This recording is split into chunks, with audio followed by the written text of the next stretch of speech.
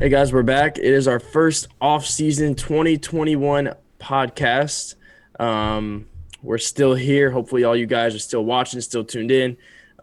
We have not covered anything since the offensive coordinator firing of Gailey. So we do have some stuff we need to get into. All the Tua rumors with the Deshaun Watson, and maybe some offensive coordinator hires we might like as fans. So with that, go ahead. You guys can introduce yourselves again. I'm Randy, and I'm back on the show, and I'm ready to talk about offensive coordinators and Tua. I can't wait to talk about Tua. Yeah. Yeah, I'm Ryan, and let's get into it. Alrighty. So I want to start actually with a little news that came out today. Antonio Callaway. Did you guys see? I didn't see the news, so you'll be breaking this news to me. Breaking news, courtesy of ADT Fins. Hit that follow. Antonio Callaway signed with the Chiefs. Is that good? I guess. Hey, that's interesting news coming out of Kansas City. Or excuse me. Yes, the Chiefs.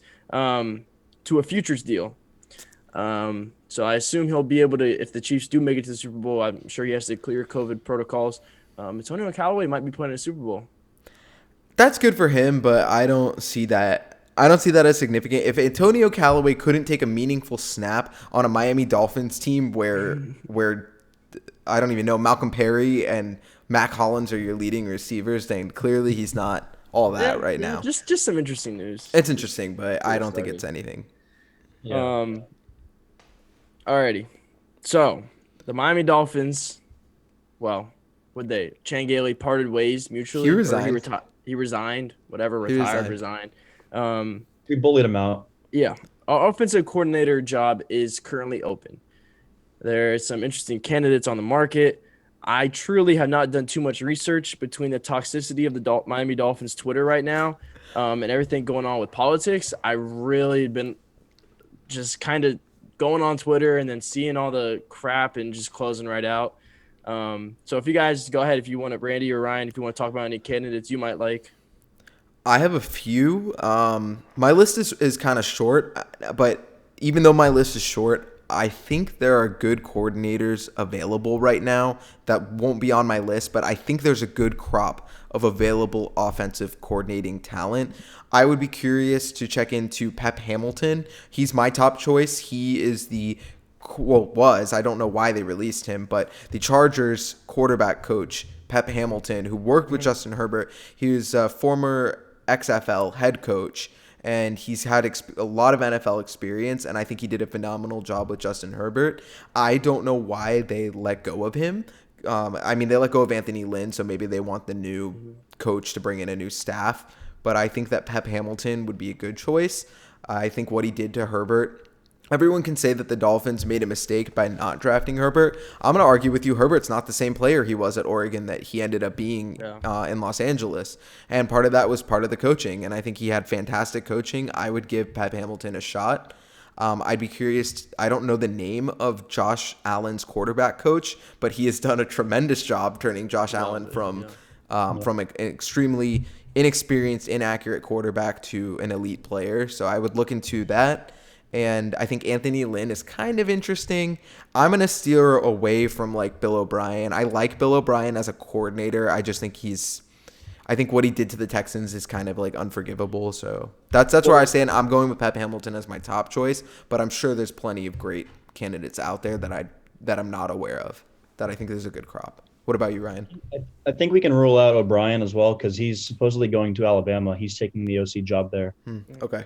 That's good. So good for us. I think Anthony Lynn is pretty realistic, if I'm being honest with you. Yeah. I know we all wanted, excuse me if I butcher his name, Steve Sarkisian. He got a coaching job at Texas. Yeah, that would have been a top choice for me. Bill O'Brien, I really don't think there's even a chance, like you said. I mean, besides the fact of that is that he tried to do too much with the Texans and it blew up in his face. I don't think that's kind of offensive coordinator Flores would like. That might be trying to take too much control. Someone I like, who I actually just did a little research on before we started this, Mike Kafka. He is the quarterback coach for the Kansas City Chiefs. I know he does coach Patrick Mahomes, and you could say like, oh, he doesn't need to do much, but you don't know. I mean, you don't know. He definitely worked with Eric Bieniemy, however you say his name, and Bieniemy. Andy Reid, so he does have the experience of being in a top play calling offense. So that's someone I would take a look at, and then Pep Hamilton is also an intriguing prospect to look I at for the job. I have a feeling I know where they're going to go with this hire, just because Brian Flores is kind of predictable with this. He is going to go for an offensive coordinator with a lot of experience. He's going to go with someone who's on the older side or someone with a very proven track record. And the reason I think that is he learned his lesson with Chad O'Shea. Chad O'Shea didn't work out. He wasn't, I guess, experienced enough. And we thought we were going to have, help me out, what's his name? Former Detroit Lions coach. Who got fired? Caldwell? Jim Caldwell. Yeah. We were gonna have Jim Caldwell as basically the assistant head coach and offensive kind of. Yeah. Basically, he would have been the offensive coordinator. That didn't work out due to medical reasons. And then Chan Gailey, we had to pull out of retirement. And I think that Brian just needed somebody that was experienced. So if I had to guess, Brian knows where his strengths aren't, and he knows where his strengths are. And I don't think his strengths are on the offensive side. So we're going to probably bring in someone who's either old or experienced. And I'm okay with that as long as it's the right person. And I think Anthony Lynn could be that guy, or Pep Hamilton. Pep is 47, but Anthony Lynn's got gray hair. So I think that he's on the older side. And I think that's kind of a good thing for Flores, because Flores is not even older than Fitz. So he needs someone with some experience on that side of the ball. That's just where I think we will go. Makes sense. What do you think of the idea of hiring someone already on the staff? Is there anyone intriguing? I know our QB coach is young. It doesn't even look like a QB coach. What's his name? Robbie Brown. Robbie Brown. He didn't even get to keep his job. After midway through the season, after that COVID incident, it was tight end coach George Godsey who was working with intriguing. So I was about to bring up his name too. Yeah. Yeah, I don't. Do you want to promote within and keep the same system? I'm not sure I do. Look, the problem I'm having right now, since Flores has taken over, and I don't have many complaints at all, of course. But dude, you gotta find something that sticks. You can't keep firing offensive coordinators. I mean, that's two different ones in 2 years. You need to find one that you can, dude, stick with him at least more than a year. You can't have that turnover, especially on the offensive side with different playbooks, different schemes. You got to try and find some consistency.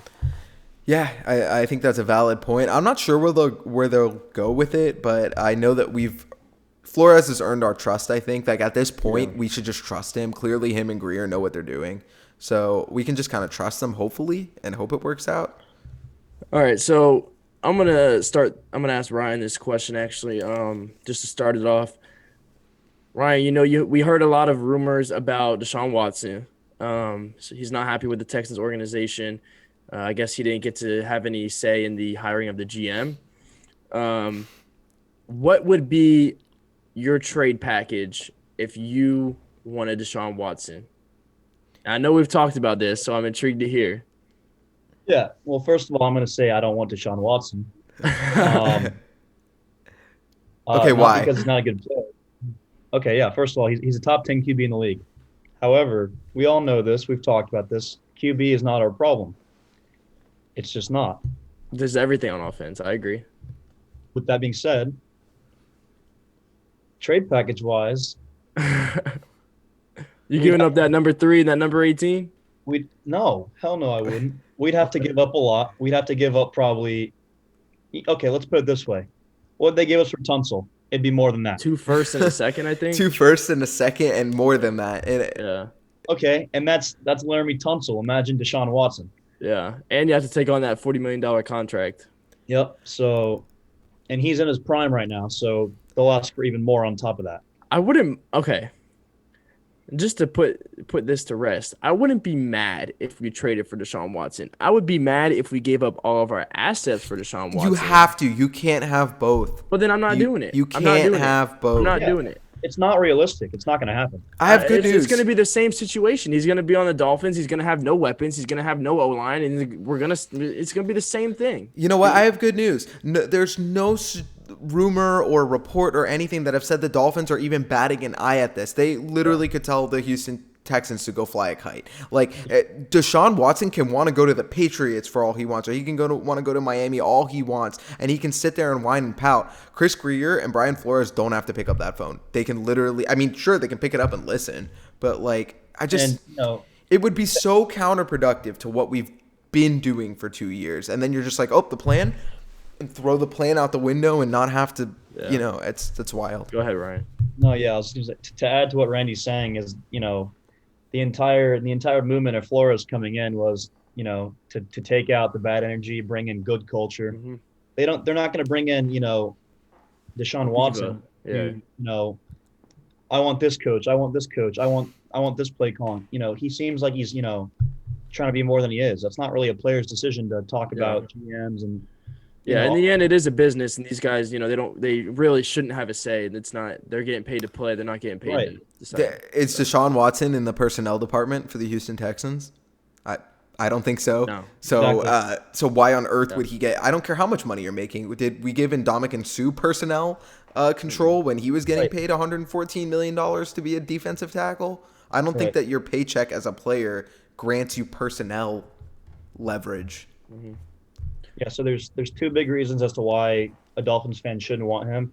One is obviously how he's acting towards, people above him in terms of like coaches, people who make big decisions. And then number two, what we'd have to give up for him. Yeah.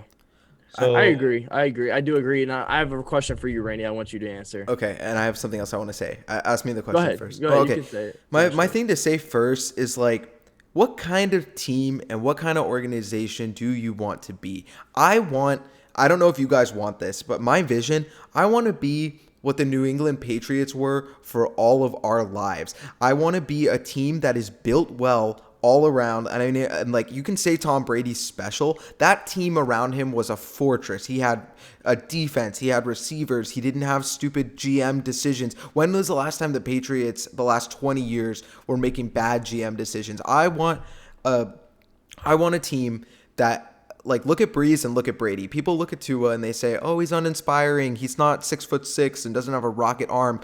Neither does Drew Brees or Tom Brady. I want a system where Tua can't fail. To me, that means the 3rd pick, the 18th pick, the 2 second-round picks. I want to build a system where if Tua fails, we can just throw him out and put someone else in. And I love Tua and I want him to succeed. Yeah. But I want to build a situation where a quarterback can't fail. Why would I want Deshaun Watson to come into this situation with no help and just say, here, you're back where you were with the Texans. You have nothing. Go ahead. Yeah. Go to town. I don't want a Matt Ryan, Matt Stafford situation or a Phillip Rivers where my quarterback. That's what it would turn into. All those numbers would be pointless. This is what happens. Be like for Justin Herbert. Just get that out there. I want to double up on that. So that is what's going to happen to Justin Herbert. These bad organizations put everything they can into getting this one good player. Look at the Chiefs. The Chiefs, if you took away Patrick Mahomes, would still be in the AFC Championship every year in every game. They'd be a good team. They did it with Alex Smith. You're right. They did it because they have great players and great coaching. And football is not football is not basketball. In basketball, you can have that one guy that like gives you the championship ring. You can't do that in football. There's no put Patrick Mahomes on the Jets. Is he going to win a Super Bowl on the Jets or the Giants or who else is bad? The Texans, Jags. No chance. Jags. Even Trevor Lawrence not going to save the Jags. They're going to need a whole system like we have. I believe we have that infrastructure. So go ahead and ask your question. I just wanted to stress why Deshaun Watson isn't the way I want to go. I want to build. It's just kind of, it's just kind of a question to make you think. So go ahead. The Houston Texans call you. You're the general. You're Chris Greer. Okay, I'm Chris general Greer. Manager of the Miami Dolphins. The Houston Texans are calling you right now. They say, look, we don't want to hold on to Deshaun Watson anymore. He wants to get out. We have to trade him. We're going to cover the dead cap money, the guaranteed. We want you to take on his contract. All we want in return is Tua. Now, hear me out. Then I say, the Patriots are calling our line. They want Deshaun Watson. If we can't trade him to you, we're trading him to the Patriots. Are you trading Tua for Watson so the Patriots don't get him? Yeah, I mean, well, I would do Tua for Watson straight up right now. I love Tua, but Watson's like the second best quarterback, like rated quarterback right now in the league, and he's 25 years old. But you know what? I don't want Watson though. I'm saying if they call me and that's the deal, and he has to go to the Patriots, I'd take it. But I'm actually still pretty heavy on just investing in Tua a little bit more.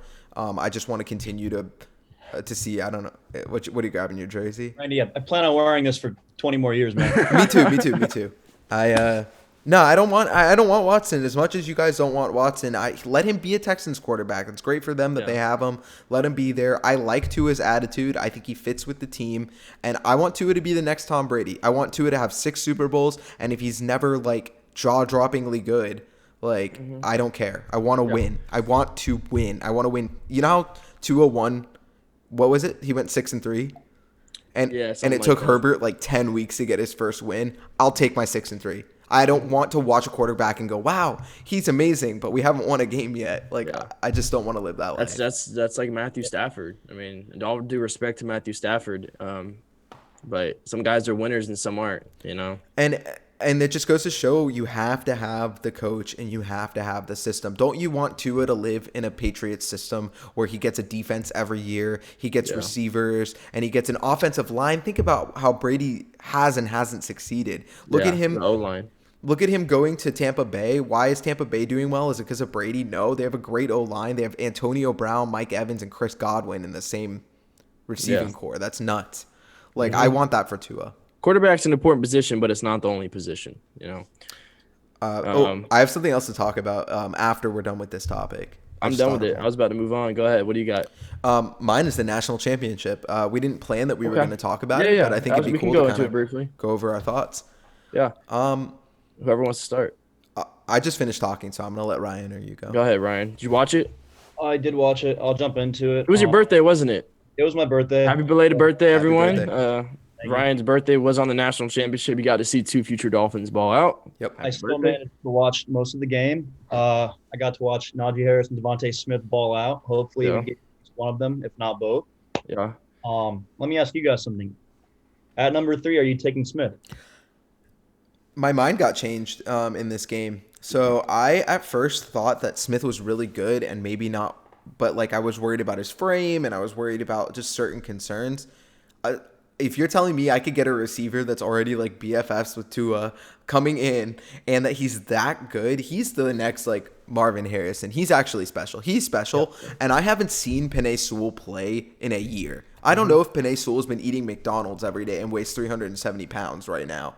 Like, we have no idea. So ideally, if Smith is there at 3, which he will be, it's hard to pass up on because Jamar Chase, Devonta Smith, and probably Jalen Waddle, because I know teams like the Giants need receivers, won't be there at 18. Those top 3 will be gone. So my ideal situation would be to trade out of that third to like the 6th and maybe pick up a late 2nd or a 3rd, get some extra out of it, and then pick Devonta Smith at 6, and maybe it doesn't seem like you're reaching so much for a receiver. So I was going to say that's my exact thought is I want to trade down the number of picks maximum that there are wide receivers. So if I trade to 6, I know that if Smith and Chase go, I can get Waddle. And yes, I do think Jalen Waddle is about Jalen Waddle, clearly after his injury, Smith shined and you kind of saw what he could be. I think Smith is the better player, but Waddle is bigger, much faster, bigger, and like he could be just as good. Well, he's in that tier range. Yeah. So I would trade down enough to where if I get to 6 and Smith is gone, I can still get Chase or Waddle. And then I feel fine. Are you going to be upset if you get Waddle or Jamar Chase at the 6th pick? Come on. No. So I would do that. But yeah, I would love to get Najee at 18, but I don't want to get into the draft too much. We have, we're going to cover that. I would love to get Najee at 18. I'd love to get Smith at 3, 4, 5, whatever we end up with. So I hope that Najee runs a really slow 40-yard dash just so that he can fall at least to 18. Because I'm not sure if he ran fast enough 40-yard dash, I don't think he would fall to 18. All right. The last thing I want to talk about is our homeboy Armando Salguera, right? So today, we all know this. Miami Dolphins Twitter was in flames. Armando Salguera wrote a report how there was rumors or guys anonymous talking about Tua, saying they weren't, he's not impressive. He doesn't have the arm strength. And I was really irritated by it because not only has Armando Salguero spoken up about how he doesn't like Tua and how we should draft a quarterback at 3, which is what he said. I think that's the stupidest thing that could be He done, but it's go ahead. just he's trying to light a fire and such a good locker room, such a good organization. He's trying to stir the pot. There could be no truth to what he said either. That's what's so funny is that these anonymous guys, and I'm not accusing him of lying, but that's a possibility that there could be absolutely no truth to it and nobody would know. So that frustrated me more than anything else that's happened, whether it was the Deshaun Watson rumors or even the drafting quarterback at 3 rumors. What happened today was the most infuriating to me. I mean, does it really matter though?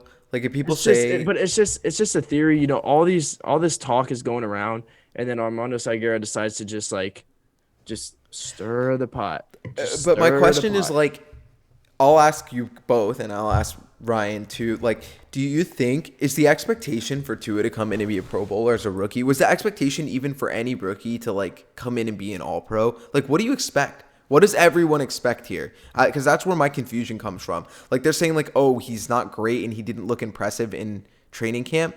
Wasn't he like in a hospital bed? Tyreek Like, Hill said the same thing about Mahomes his rookie year. He said the I, same thing. I just don't understand what the expectation for someone who was like rehabbing for all of the offseason. He was still rehabbing. He was on the injury report in training camp for his hip because he was still receiving rehab. Like, what is he supposed to be? What was the expectation for that? I didn't think he was going to play this year when we drafted him. Yeah. Like, I'm not sure what everyone's expectation was. Like, that's so silly to look at that and think that he needs to be, you know, I don't know. I just don't. I genuinely was curious of what the expectation really is for that. I've just never seen so many people from different fan bases so obsessed with one rookie quarterback. At Trash Talk Pats.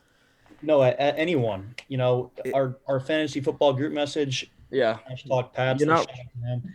yeah, you're not wrong. All these guys are obsessed with how he plays, and like Randy just mentioned, we did not know the guy would even play this year. Isn't there?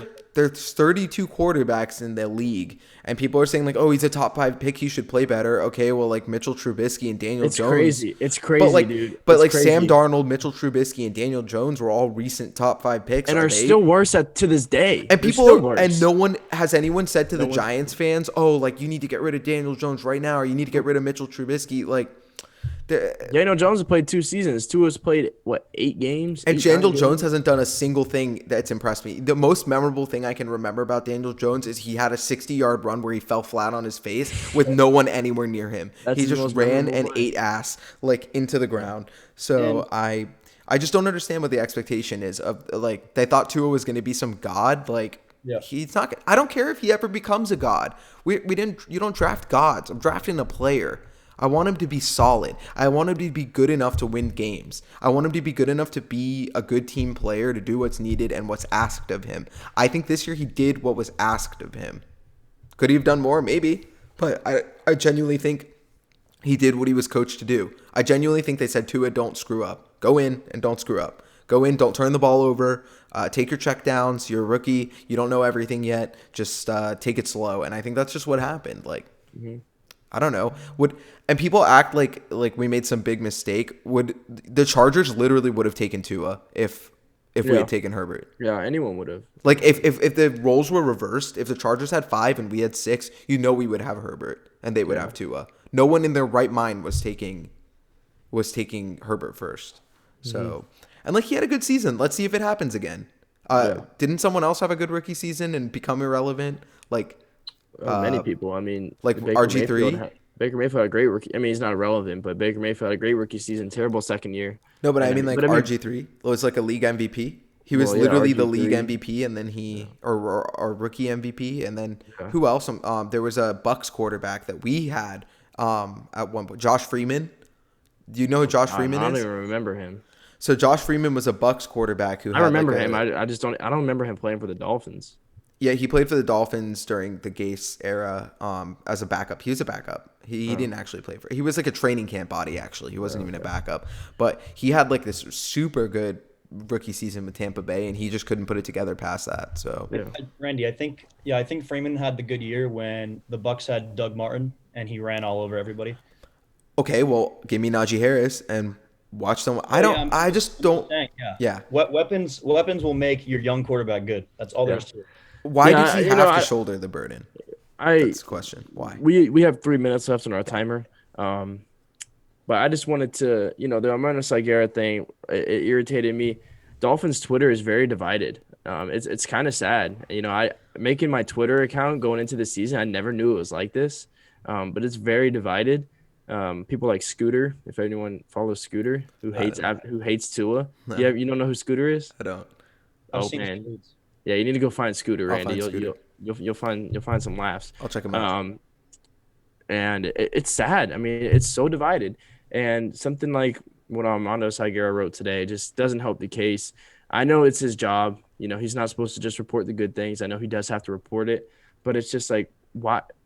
How are you even finding that information out? You got to be reaching. You got to I don't dig think for it. I don't think players are coming to you saying, "Oh yeah, by the way, Armando, I don't like Tua." You got to really be. You got to doing say, some hey, do you research. have something negative to say about Tua? Yeah. Okay, and Yeah. then like you leave out half the stuff and only publish. It's a waste of time. I think as fans, the best thing we can do is support the team and trust for right now. They just had a 10-win season. I think they've earned our trust. So let's see what happens. Let's be supportive. Let's ride it out. And if Tua's not the guy after this year or next year, we give Tannehill 7 years. If we give Tua 2 years and he's not the guy, move on if you have to. If you have to, move on. There's no shame in moving on. It's about to wrap up. Yeah. We have some cool stuff coming forward, some draft talk, some mock free agency stuff like that. So we're gonna head out here. We're gonna still be posting about one video a week, so stay tuned. Until then, catch me on Twitter and peace out. Yep. See you Fins guys. up. Fins up.